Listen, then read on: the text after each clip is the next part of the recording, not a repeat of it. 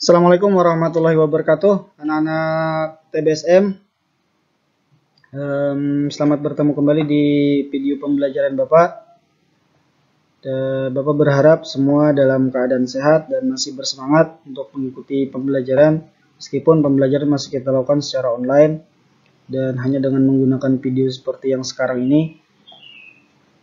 Dan Bapak juga berharap nanti referensi yang Bapak sampaikan bisa sangat membantu kalian, khususnya jika kalian sudah bekerja di dunia industri nanti.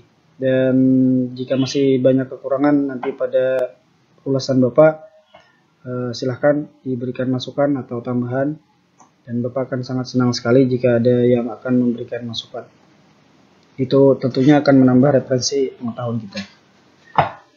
Nah, pada pembelajaran kali ini kita bersama-sama akan mempelajari tentang sistem pelumas pada mesin sepeda motor.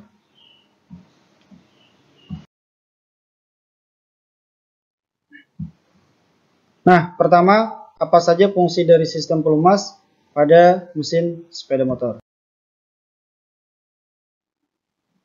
Fungsi sistem pelumas yang pertama adalah sebagai pendingin, di mana ketika sistem pelumas atau cairan pelumas ini bersirkulasi, maka secara otomatis dia akan menyerap panas dari komponen-komponen mesin lain yang ditimbulkan akibat adanya proses pembakaran dan lain sebagainya.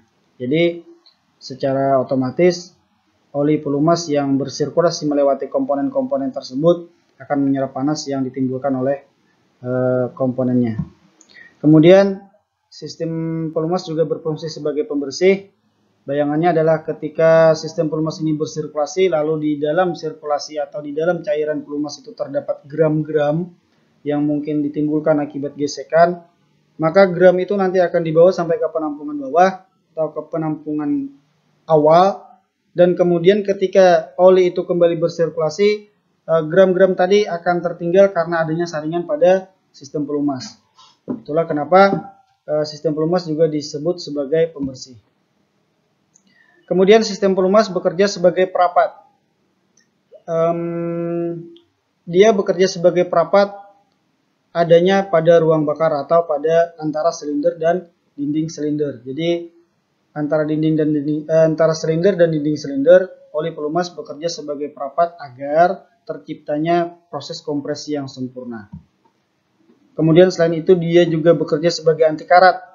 Kenapa dibilang anti karat? Karena dengan adanya sistem pelumas pada mesin sepeda motor, maka komponen-komponen yang ada di dalam engine atau mesin sepeda motor akan terhindar dari pemunculan karat.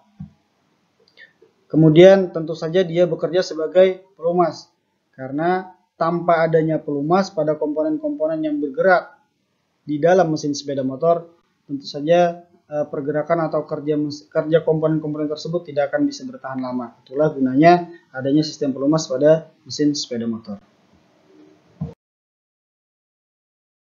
Nah, kemudian apa saja sih komponen utama pada sistem pelumas?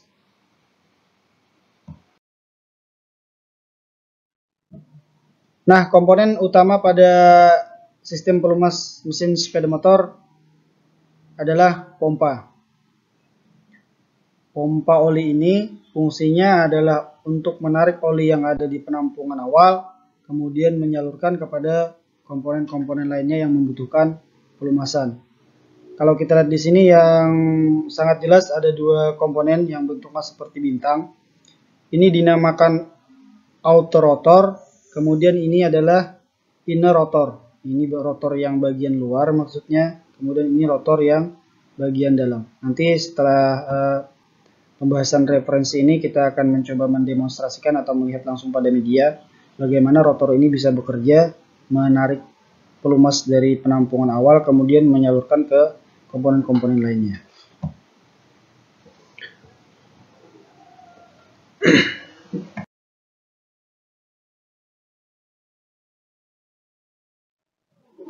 Nah, kemudian komponen lainnya yang tidak kalah penting juga adalah saringan oli. Tentunya saringan oli ini fungsinya adalah untuk menghambat atau menyaring partikel-partikel kecil atau kotoran yang mungkin ikut bersirkulasi pada sistem pelumas. Jadi jika dia ditemukan pada sirkulasi pertama, kemudian setelah dia sampai ke sini untuk akan bersirkulasi lagi, maka partikel itu akan terhambat di sini sehingga tidak lagi ikut bersirkulasi pada sistem pelumas.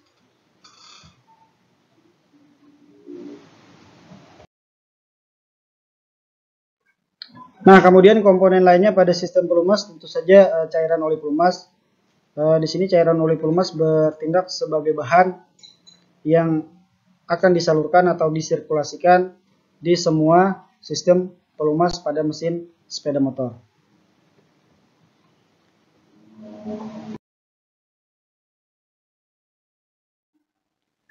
Nah, kemudian juga yang harus kalian perhatikan terkait oli pelumas atau cairan pelumas adalah kode yang terdapat pada kemasan oli pelumas. Ada 3 yang harus kalian perhatikan yang dibuat oleh beberapa organisasi dan tentunya itu akan menjadi patokan dalam pemilihan oli pelumas terhadap mesin sepeda motor yang kalian gunakan. Yang pertama adalah SIA. SIA ini adalah skala tingkat kekentalan yang ditentukan oleh The Society of Automotive Engineering. Jadi SIA ini menentukan tingkat kekentalan oli baik itu pada suhu engine dingin atau pada saat suhu engine sedang pada saat suhu kerja maksimal.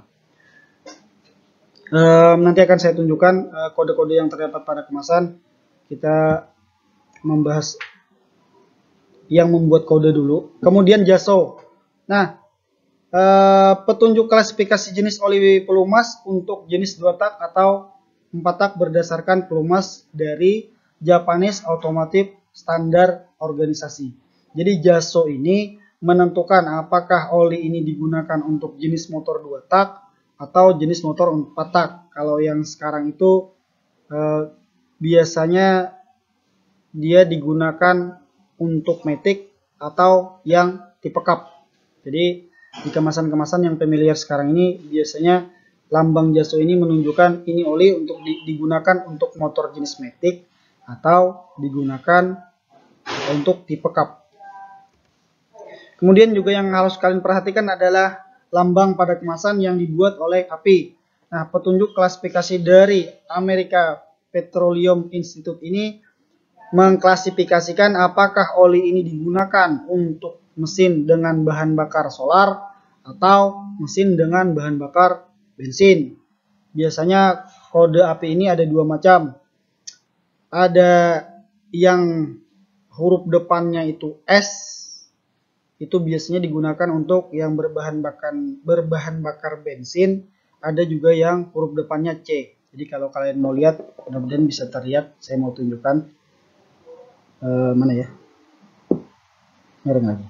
Nah, terlihat di situ SIE 10W30. Kemudian ada ada kode berikutnya adalah SL. Kemudian ada kode berikutnya adalah JASO MB.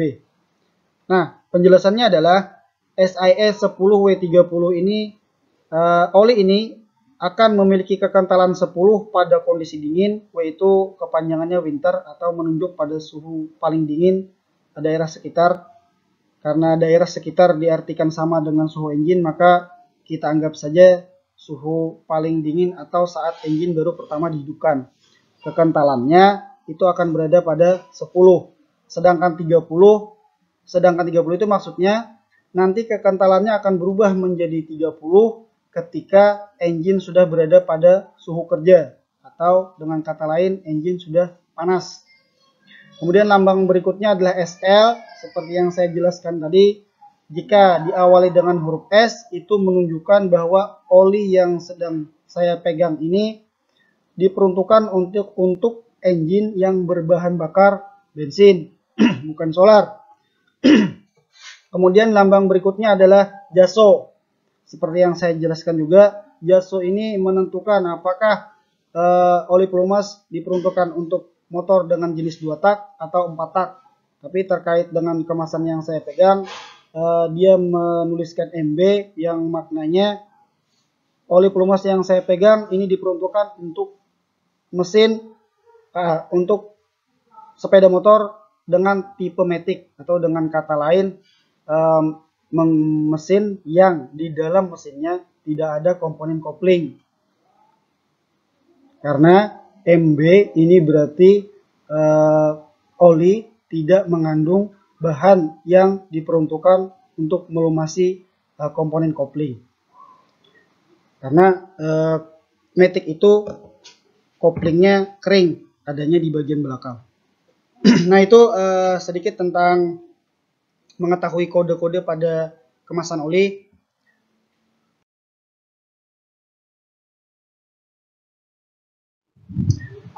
Kemudian ini adalah contoh kekentalan oli atau contoh perbedaan kekentalan oli antara SAE 20, kemudian 30, 40 dan seterusnya. Jadi kekentalannya sangat terlihat berbeda antara SAE yang 20 dan yang 30. Nanti bayangannya SAE yang 20 ini pada saat pertama engine dihidupkan akan lebih cepat bersirkulasi atau rambatannya akan lebih cepat dibandingkan yang SAE 30.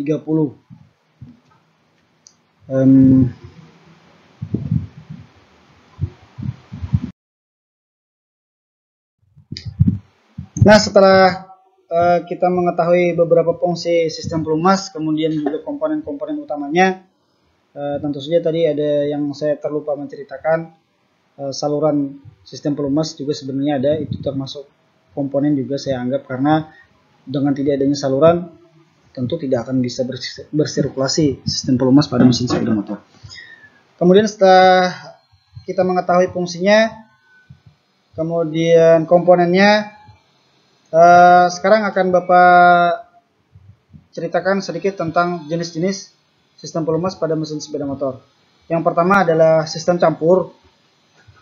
Sistem campur ini umumnya digunakan pada sepeda motor 2 tak. Jadi kalau kita sering melihat ada beberapa orang yang mencampurkan bahan bakar langsung pada tangki, itu berarti sistem pelumasnya dengan sistem campur. Gambarannya seperti ini. Jadi oli pelumas ini langsung dimasukkan ke dalam tangki atau tempat bahan bakar mesin sepeda motor. Dan ini digunakan pada motor jenis 2 tak. Kemudian yang kedua adalah sistem auto loop. Nah, auto loop ini juga digunakan pada motor 2 tak. Bedanya, kalau yang campur tadi langsung memasukkan oli pelumas ke dalam tangki bahan bakar, pada auto loop oli mempunyai penampung sendiri. Jadi dia mempunyai penampungan sendiri, kemudian punya saluran sendiri yang nantinya akan dimasukkan ke dalam ruang crankshaft atau force engkol, dan disitulah dia akan bercampur dengan bahan bakar. Yang berikutnya sistem pelumasan juga adalah sistem percik. Seperti apa sistem percik? Sistem percik ini gambarannya seperti ini. Dia hanya memanfaatkan bentuk crankshaft yang sedikit menyerupai sendok. Kemudian ketika crankshaft ini berputar, maka bagian-bagian yang menyerupai sendok ini akan mengambil oli dari penampungan, kemudian menyiramkan ke komponen-komponen lain yang sekiranya membutuhkan pelumasan.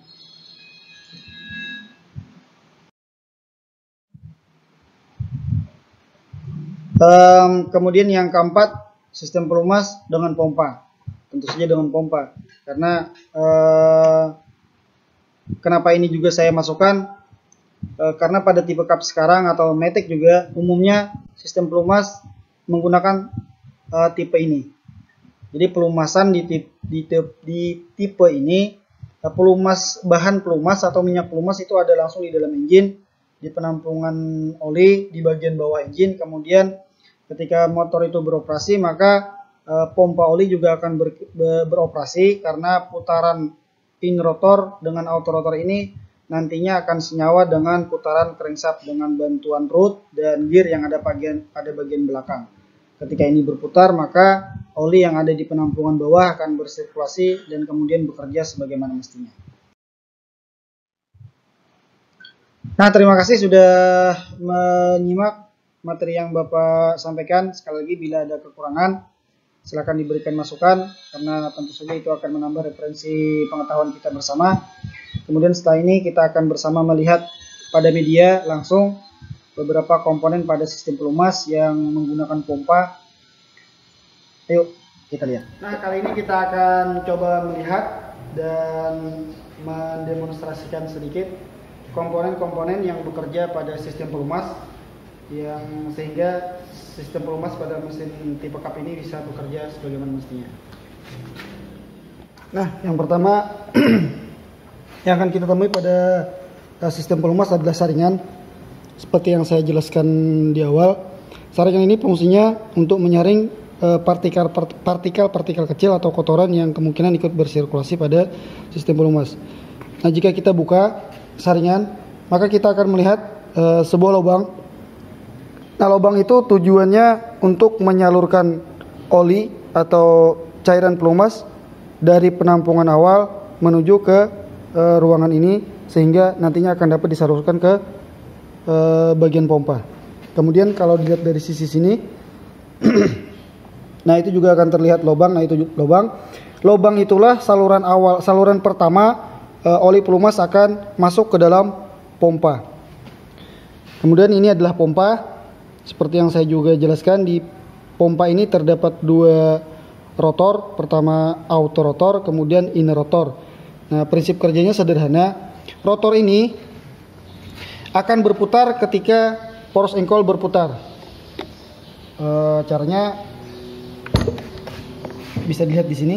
Nah, ketika poros engkol ini berputar, maka timing chain itu juga akan menempel pada bagian gear yang ini.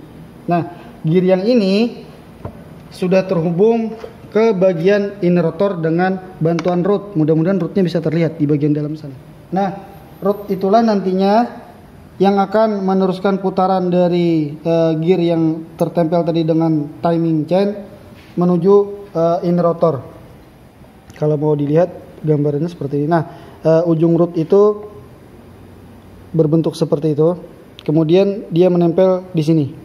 Sehingga ketika bayangannya ketika crankshaft berputar, kemudian gear yang bagian belakang tadi berputar, rod itu juga berputar, maka berputarlah inner rotor pada bagian pompa oli. Nah, sampai di sini mudah-mudahan bisa dipahami. Nah, kemudian mumpung masih dibuka, kita bisa lihat agak ke sini sedikit. Nah, kita lihat tadi oli pertama dari penampungan awal, anggap saja ini penampungan awal. Kemudian oli tertarik karena pada saat ini tertutup rapat. Di bagian sini akan terjadi kevakuman yang baik, sehingga ketika ini berputar, maka oli akan terhisap menuju pompa ini. Nah, terhisapnya itu melewati jalur yang sini. Tadi sudah lihat ada lubang di bagian sini, kemudian masuk ke sini. Bayangannya kalau mau dilihat di sini, saya keluarkan dulu, kemudian saya pasang. Nah, oli itu nantinya akan ada di penampungan sini.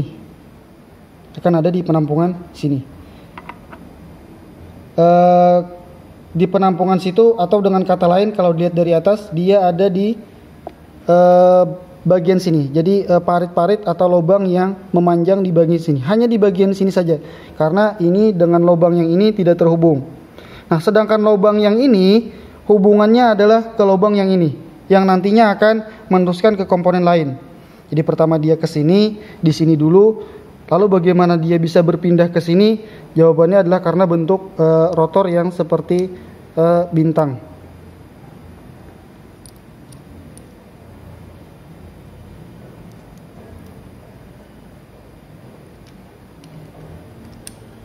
Nah, jadi bayangannya seperti ini. Anggap aja ini sudah sedang menempel di sini. Bayangannya adalah oli ada di sini tadi, penampungan awal, yang artinya juga ada di bagian sini. Kemudian ketika rotor ini berputar, maka oli akan terbawa di antara celah-celah dua rotor ini. Kalau kita mau lihat, nanti dia terbawanya bergeser ke alur atau parit yang ada di sini. Setelah dia sampai ke sini, maka karena rotornya pun di sisi itu menutup atau tertutup, maka oli akan masuk ke saluran berikutnya atau saluran X pada bagian pompa oli. Nah, setelah oli ada di saluran ini, kemudian oli akan berada di penampungan yang ini, karena antara ini dengan ini sebenarnya berhubungan, ada lubang kecil di bagian dalam sana. Setelah ada di penampungan ini, maka oli akan disalurkan menuju dua bagian. Yang pertama itu di sini, ini juga terhubung ke sini. Lubang ini kalau mau dilihat di blok silinder adanya di sini. Jadi kalau terpasang lubang ini adanya di sini. Kemudian oli tentu saja akan disalurkan melalui lubang yang ini atau saluran yang ini menuju ke silinder head. Bayangannya seperti ini. Kalau mau dilihat di sini. Nah, nanti setelah dia sampai ke silinder head, maaf ini belum saya buka dulu.